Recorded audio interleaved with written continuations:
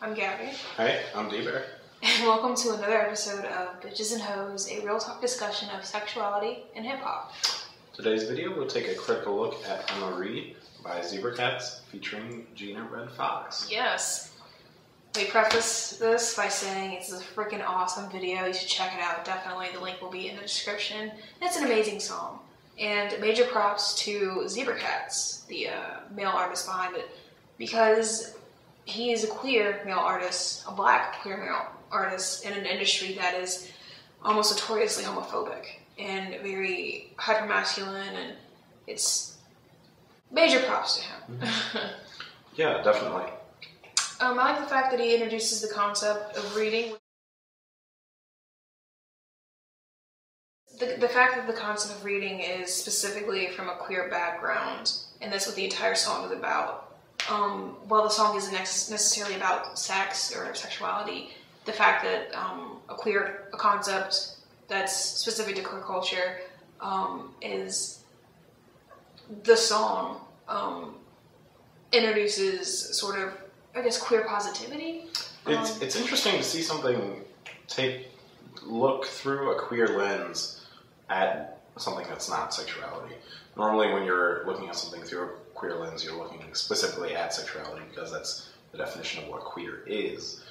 It's kind of refreshing. It's perception. Yeah, or it's perception. Yeah. So it's kind of refreshing in my opinion. Yeah. It shows that being part of the queer community is not necessarily just about sex. It's about sometimes different specific cultures that are involved with it. It gives you a sort of viewpoint into the history behind in queer culture, which is, I think, pretty fantastic, and everyone should learn about it. That does not say that the video is without sex, though. Yes, very Gina subtle Red Fox. ways. Well, yeah. Sometimes not so subtle ways. The way Gina Red Fox is dressed, she's dressed as a schoolgirl, which is, kind of. The entire premise of the video is like the Zebra Cats is a professor, and their dancers are dressed in schoolgirl uniforms, and Gina Red Fox. Take it away. Yeah, it kind of is a reflection of how our culture fetishizes youth, especially the gay male culture. With twinks, the archetype of the twink.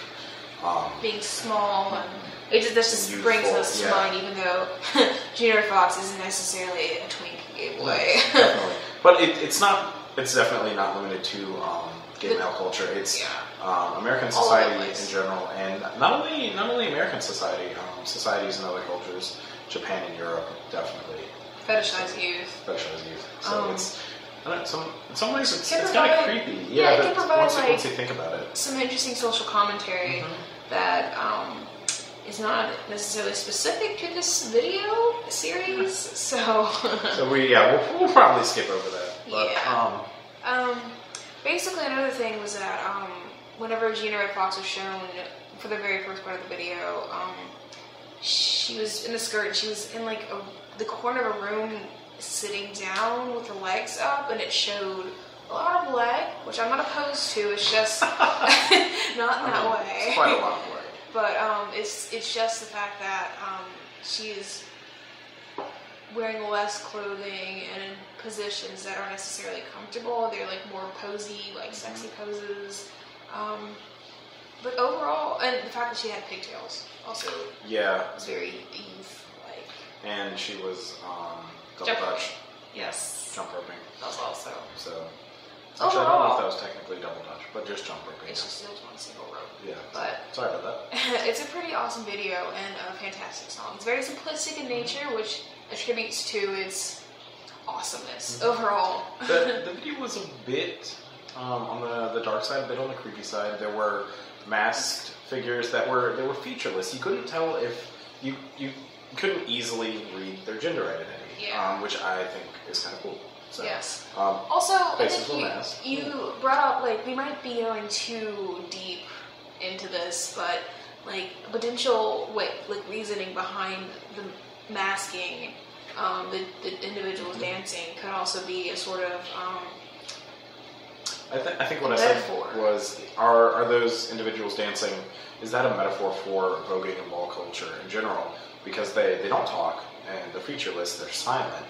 And so we were wondering, is because saying that dance is the way that they can express themselves because they don't have voices, or we just could be reading way too deep into this.